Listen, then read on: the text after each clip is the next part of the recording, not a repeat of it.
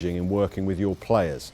Now we've selected the top 3 ideas you submitted, your burning issues, and hopefully the coach at Market Deeping in Lincolnshire.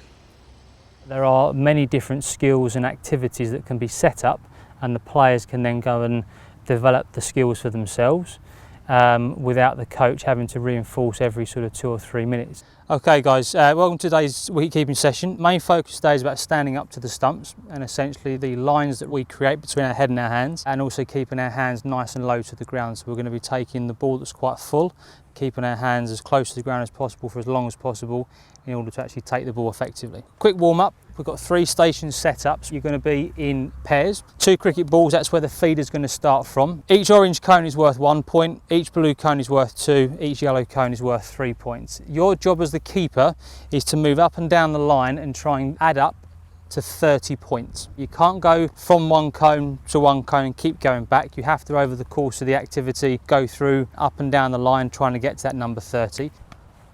We're looking for a flat, fluid line, fluid movement, okay? Very good. I think if you try and develop a mechanical technique, then the execution of skills in a sort of game situation becomes quite unnatural and quite inconsistent. So I think the more ownership the players can have on developing a technique that's comfortable and effective for them, then obviously I as a coach can then sort of feed bits and pieces into that to help the development of that technique. You're going to set yourself as if you're keeping to a right-handed batter to start with, and the feeder will throw 1 ball underneath the offside hurdle and then 1 for a leg side take. You've got an incredible and a white tennis ball to use, so different types of bounce. We're looking to land the ball under the hurdle. If it bounces over, that's fine. From a keeping point of view, use the hurdle to sort of gauge where you are in terms of the height of your hands. So nice low hands, nice lines created between the head and the hand, big catching spaces, and when you're going across, anchoring that inside foot. Playing and coaching overseas, I've been able to see that a lot of people are now more outcome based, so actually as long as the outcome's consistent, then the process can be developed individually and more naturally throughout the sort of coaching process, if you like. Quicker than that, George Feed. Let's have a look at this. Nice hand position for the offside take. Head and hands in line. Yep. Yeah. That one across there, let's just go back to that one.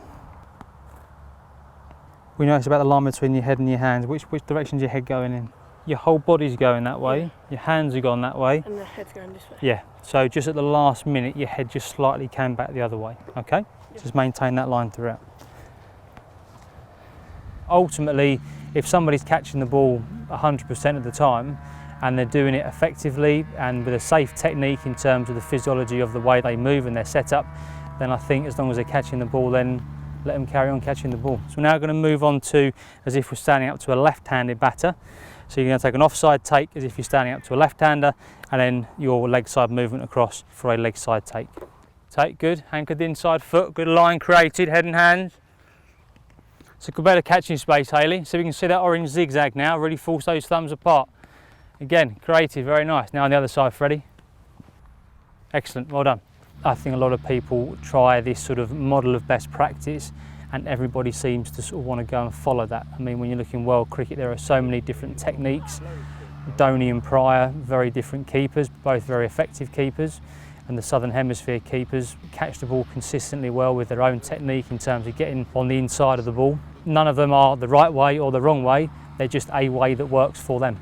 Okay guys, we're going to move on now. We've got 2 stations set up. We're now going to be in 2 groups of 3. So we're now going to add a batter in front of the stump, so it actually makes it more game realistic, and also add some distraction things in, so hopefully your catching becomes natural.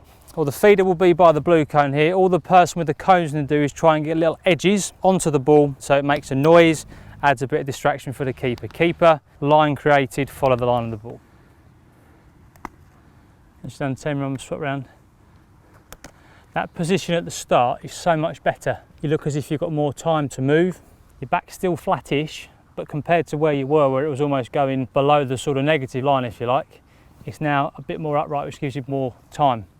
Much better, good, good. So here the keeper's going to set themselves up as you would do to a right-handed batter. Now your job isn't to try and hit the ball, your job's just to wave it up and down ferociously to try and create a distraction for him. Try and get the ball between the poles. We'll do 10 offside takes for a right-hander, then swap yourselves around, and then we'll do 10 offside takes to a left-hander on our second go round.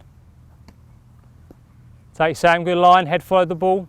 If people are comfortable with the way they move, the way they catch, the way they set up, then I think their learning will be greater, because they can almost put that to one side and naturally perform the skills.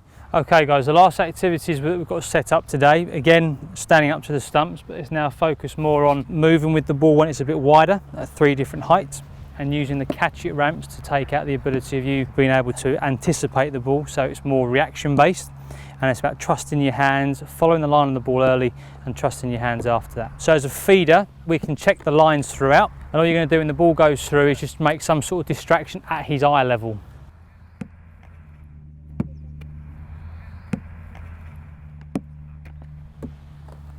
We'll watch, nice low position.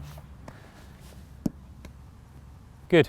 Sometimes you can feel quite pressured to do something right, and I like someone that's a bit more relaxed, but still obviously helps you, but a bit more relaxed about it, isn't applying much pressure and just says, look, just try and do this, and if you can't, then just they try and adapt it to something you can do a bit better.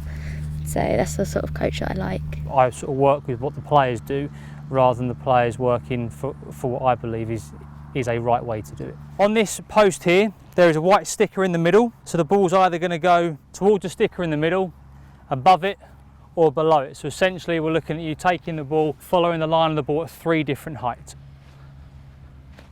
Whee, that's a good catch. I think when coaches are probably paid to do things, they think they need to justify why they're being paid to do it, which is understandable, but I think sometimes the power of silence is underestimated. Because I think if players are aware that they are being observed and analysed in a way, then I think that their response to the things you are saying as a coach will be greater, because they see that you've taken the time to actually observe and watch them over a period of time, rather than just one execution of one skill and then commenting on that.